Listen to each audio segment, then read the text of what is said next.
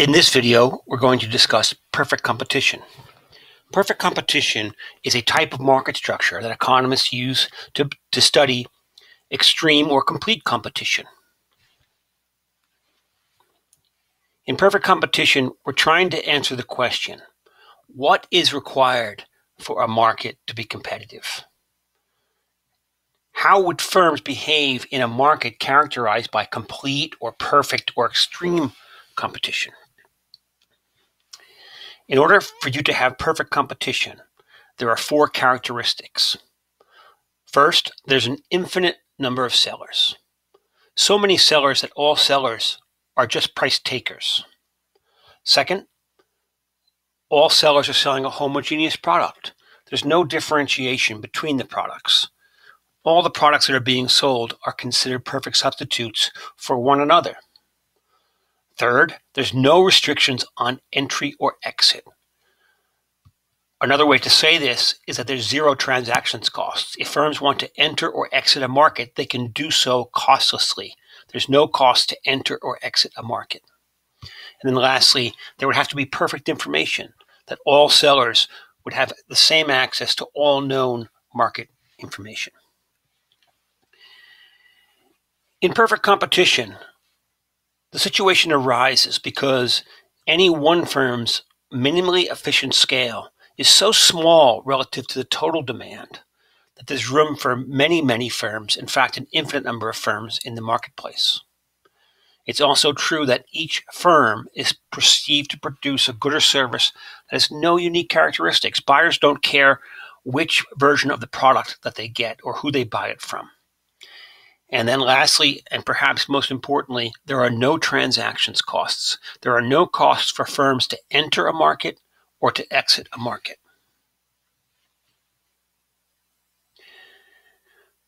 In perfect competition, firms are price takers. No single firm is big enough in the market in order to determine what the price should be. So firms just have to take whatever price is available in the market. This is a result of the fact that each of the firms is selling a product that's a perfect substitute for one another. The demand for the firm's product is perfectly elastic.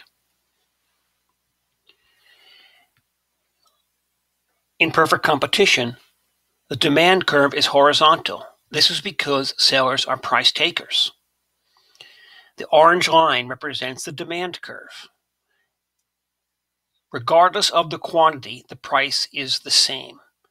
This is what it means to be a price taker. Whether I lower the price or raise the price, it has no impact on demand. And that's because I'm such a small part of the market that I don't really make a difference one way or the other. And so in perfect competition, the demand curve is horizontal.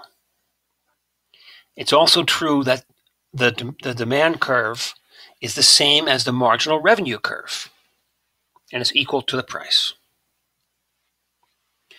Now, we have to make a distinction between the firm's demand curve and the market demand curve. The market demand curve is downward sloping, as you see on the left. This is because of the law of demand. But the firm's demand curve is horizontal. So in perfect competition, the demand curve is horizontal. That's the green line on the graph on the left-hand side. The green line is a demand curve. It's also the marginal revenue curve because for each incremental unit, that's how much incremental revenue or marginal revenue a firm will get for each unit. It's equal to the price. Now, the marginal cost curve, we know, starts to decline as output increases and then starts to increase at some point. So it's got a downward slope and then it levels off and it slopes up. And that's the blue curve on the left-hand chart. And this is because of diminishing marginal returns. And then lastly, the average total cost curve is the red line, and that's U-shaped. Average total costs will decrease, and then they will level off and they will decrease. And in perfect competition, the marginal revenue curve, the marginal cost curve, and the average total cost curve intersect each other at the same point. And the firm makes zero economic profits in the long run. Now, in the short run, a firm can break even, a firm can make an economic profit, or the firm can make an economic loss. And remember, when we're talking about an economic profit, we're talking about profit that's in excess of normal profit. So a firm that's breaking even is making profit. They're just not making economic profit. They're only making normal profit, the same profit that an entrepreneur can make in any entrepreneurial activity. But firms in perfect competition in the short run can break even, can make an economic profit, or they can make an economic loss. And remember, firms only decide output. They do not decide the price because they're price takers. They can't decide the price. So when they're deciding their output, they have to decide how to produce at the minimum cost, what quantity to produce, and whether to enter or exit a market. The firm's output decision. The firm will produce a quantity that maximizes its profit. And the profit for the firm is maximized by producing at an output level where the marginal revenue equals the marginal cost. Where the marginal revenue and the marginal cost are equal, the economic profit is maximized. We can think about a situation, perhaps, where the marginal cost is less than the marginal revenue, when the firm is producing 7 or 8. Well, in that case, there's more economic profit that the firm can earn by expanding its production. So they're not making all the profit they can make. And similarly, if they make 10, 11, or 12 sweaters or more, in that situation, the marginal costs are greater than the marginal revenue, and they could increase their profit, their economic profit, by reducing their output. So the optimum point, the point that maximizes profit for the firm, is the quantity where marginal revenue and marginal cost are equal. And that determines how they set the quantity they're going to produce. They produce the quantity where the marginal revenue and the marginal cost are equal. Now, firms also have to make another decision if they're making economic losses. They have to decide if they're going to exit a market, if they're going to continue in the market and make economic losses, or maybe they'll temporarily shut down. So if the firm is making an economic loss, they might decide to exit the market. They also might decide to stay in the market. Maybe they feel that the economic losses are only temporary, and then in the future they'll break even again, and it'll be worth it to stay in the market. But they have to decide if they stay in the market, and if they're making economic losses, if they're going to temporarily shut down or not. And a firm, if it's going to stay in a market, and it's going to continue to operate even though it's making economic losses, it must be able to cover its average variable costs. If it does not, it will shut down temporarily. Let's take a closer look. So in the graph on the right, you can see the firm is making an economic loss when the price is below $20.14. So at any point between $17 and $20.14, the firm is making an economic loss, but it's covering all of its variable costs and some of its fixed costs. So in that case, it makes sense for them to stay open. If the price is less than $17, well, in that point, the firm is not even covering its average variable costs. And since it can't cover its average variable costs, it must shut down and produce nothing. Because by staying open, it's losing more money than it would if it's shut down. So firms, if they're going to stay open, even if they're making an economic loss, have to be able to cover their average variable costs.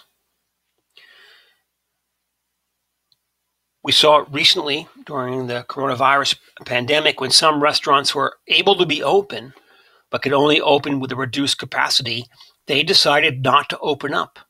And the reason was because although they were able to be open and make some revenue, the revenue that they would earn would not cover their average variable costs. And so it didn't make sense for them to open. So they might not be able to pay all the costs of the of the people who work in the kitchen and the people who work at the cash registers and the waiters, and that all these variable costs, the revenue they might bring in would not be enough to cover all that, and so they decided not to open up. They decided to temporarily shut down. Now, firms in perfect competition are in a situation where they're making zero economic profit. Now, what happens if demand changes? Well, you can have an increase in demand where the demand curve shifts out and we move to a new point on the supply curve, one that represents a higher quantity and a higher price.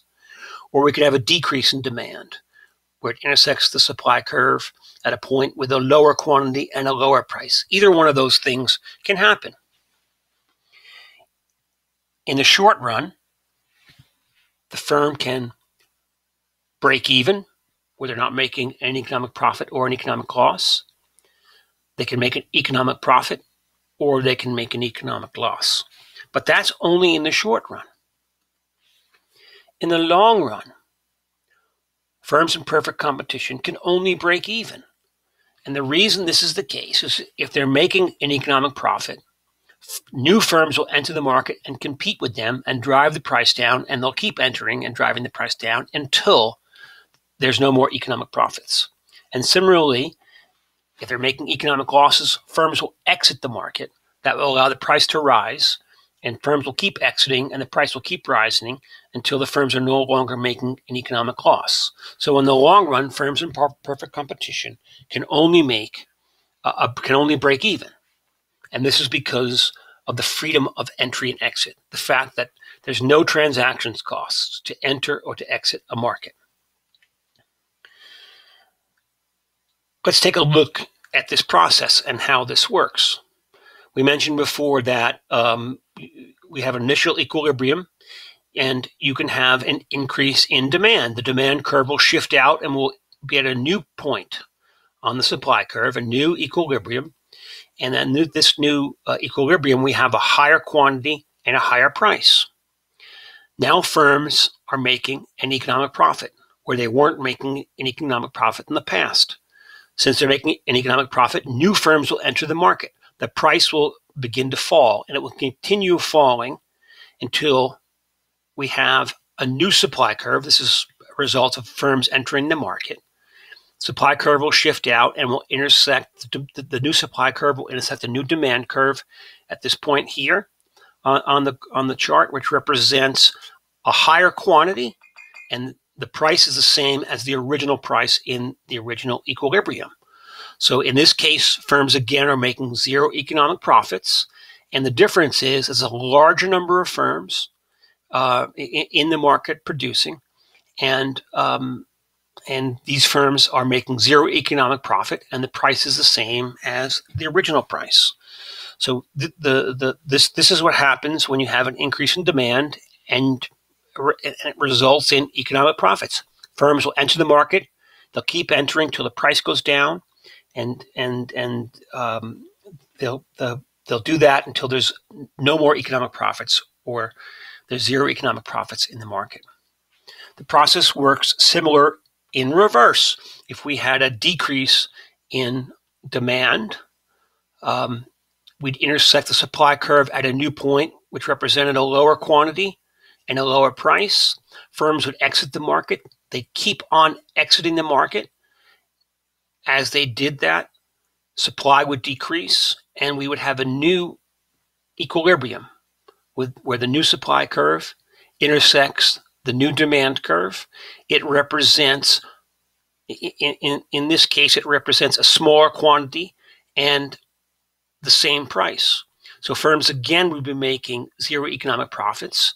They'd make zero economic profits because firms would have left the marketplace. They continue to leave the marketplace as long as there's economic losses. And when there's no more economic losses, they stop leaving the marketplace. And we're back at we have a new equilibrium that represents a smaller number of firms, and it represents a smaller quantity and the same original price. And the new long-run equilibrium has zero economic profits. Now, we can see what happens to to firms' costs in the long run. Now, we have something called external economies. These are factors that are beyond the firm's control that wind up making the firm's cost lower. And so this will be available to all firms. And this might be a new information technology, something like the internet, that lowers a firm's costs, but it lowers all the firm's costs. You can also have an external diseconomy. This is a factor beyond the control of a firm that winds up increasing the firm's cost. And an example of this might be higher energy costs. And again, it doesn't affect just the one firm, it affects all firms. So external economies makes all firms' costs lower, and external diseconomies make all firms' costs higher. So in the long run, the market process will cause external economies and external diseconomies to be incorporated into the firm's cost structure. Now, in the absence of any external economies or external diseconomies, an increase in demand doesn't change the price. We went through this example before. If demand increases, initially the price and quantity go up, but because there's no cost to entry, firms enter the market. They keep on entering until the supply curve intersects at the new point here, and this represents more firms being in the market, but the same price and zero economic profit. And so, in the absence of external economies or external diseconomies, an increase in demand doesn't change the price. Now let's look at an example where we have external diseconomies. This means that something happens that's outside the firm that causes the firm's costs to rise, and it causes all firms' costs to rise. So now when you have an increase in demand, the market moves to the demand curve intersects the supply curve at this point up here on S0. That represents a higher quantity and a higher price. Firms keep entering the marketplace because there's zero costs of entry and exit. As they do, supply increases, but they only will keep doing that until they reach the point where economic profits are equal to zero. And since the supply curve is sloping up, representing the higher costs, it'll finish at a point where, again, all the firms are making zero economic profits, and you have a higher than the original quantity, but you also have a higher than the original price, meaning the price doesn't come all the way down to where it was before the change. And the reason is because of the diseconomies. The reason is because the cost structure for all firms is higher. And so they break even. They make zero economic profit at a point that's higher, P2, than they did when it was before the diseconomies took effect. We see the same thing happen with external economies. If everyone's costs are getting lower, then when we have an increase in demand, we have the new intersection. Firms will enter, they'll keep entering, and as they enter, the economic profits decline. They'll eventually reach a point where the economic profits are zero. That involves a higher quantity, but it also involves a lower price, because all the firms with the external economies allowed the firms to lower their costs and make an economic profit. And by firms entering and continue to enter until there was no economic profits, they would be able to drive the price down slightly lower than the original price. So with that in mind, let's take a look at how technologies, new technologies, impact a firm's cost in a market that's characterized by perfect competition. Well, the new technology lowers the cost for all the firms in the market. And so some of the firms will adopt the technology. They'll make an economic profit. Because they're making an economic profit, firms will enter. They'll continue to enter. The supply will increase. and the price will fall as supply increases, and these new firms are entering and will arrive at a new long-run equilibrium.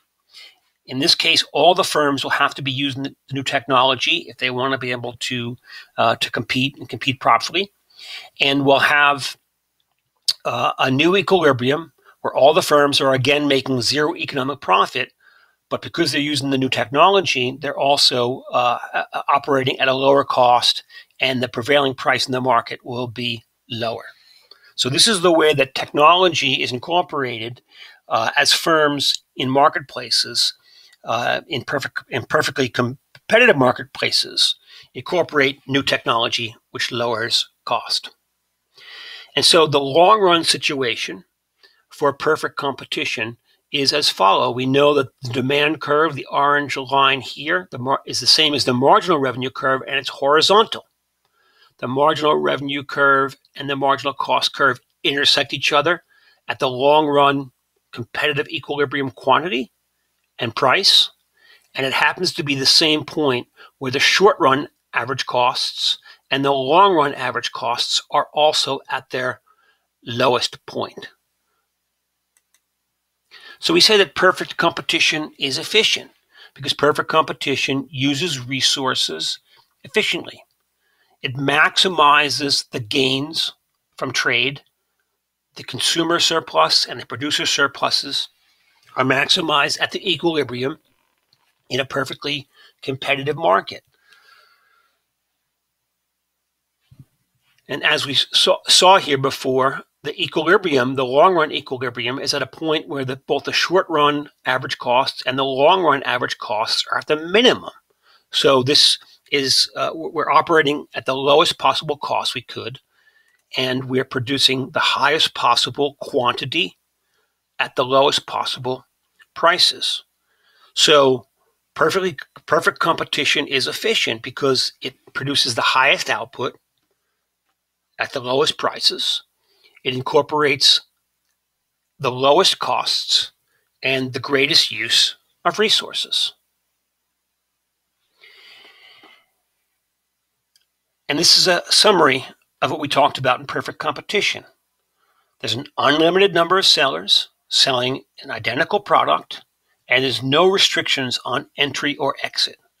Because of that, the demand curve is horizontal, and sellers are price takers. They decide the output level, but they do not decide the price. In the short run, they can break even, they can make an economic profit or an economic loss. But in the long run, there's no economic profits or losses because firms will enter and exit, and they'll keep doing so until economic profits are equal to zero.